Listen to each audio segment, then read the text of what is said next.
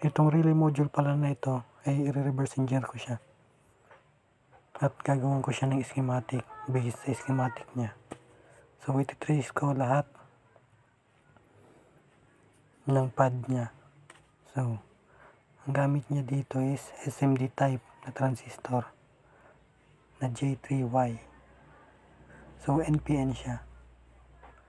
So sa TO92 package niya is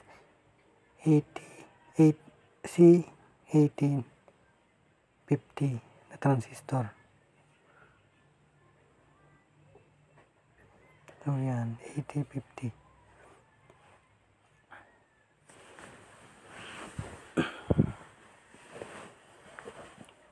Emitter base collector.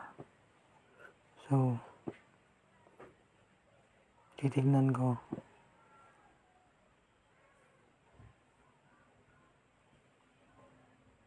Hindi pa pala nakabukas ang multimeter. So isa-search ko siya sa ohms and sa beep. So itetest ko siya. Yung black probe is nakakonect sa input sa trigger pin. So diretso siya sa LED. So yan yung tatlong pin. So yung unang pin, yung input is nakakonect sa LED. Sa red LED.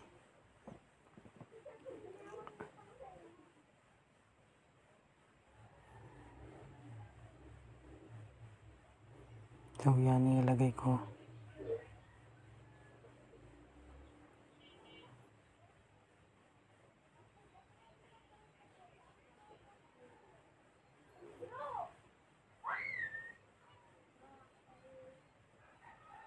So yung positive nakakonect sa diode.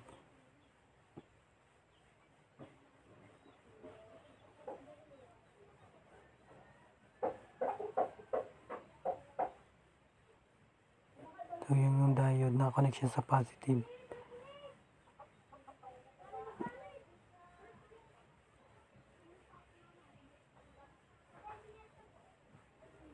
So dyan pala is naka-reverse bias yung diode. So ibig sabihin nakabaliktad yung polarity ng diode. Yung negative ng diode is nakakonect sa positive ng supply. So ganyan. Yung coil, yung contact ng relay. So yan taas is normally open. So normally close.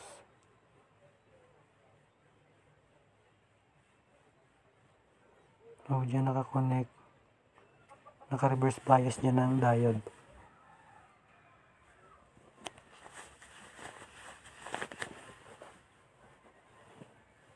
At nakakonect siya sa transistor.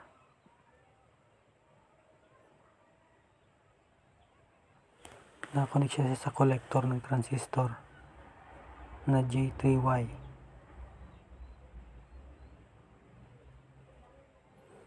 So mamaya pagkatapos ko niyan gawin schematic is gagawa ko ng circuit board niyan.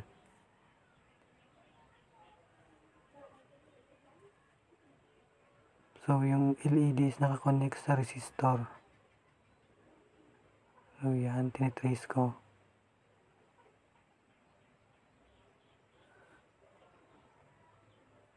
Nakakonect siya sa resistor at diretso sa base.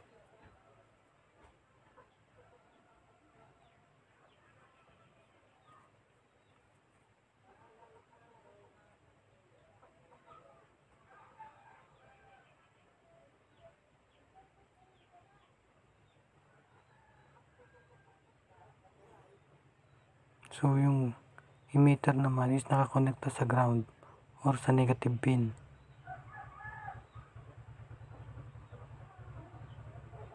So yung positive is nakakonekta sa relay na nakaparallel sa diode. So So yan yung schematic diagram niya. So mamaya gagawa ako ng mismong circuit niyan, nilalagay ko sa prep board. So para masubukan natin kung okay.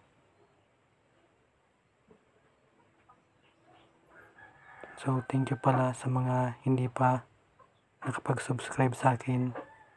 Please like, share, and subscribe na din para sa madami ko pang i-upload sa susunod.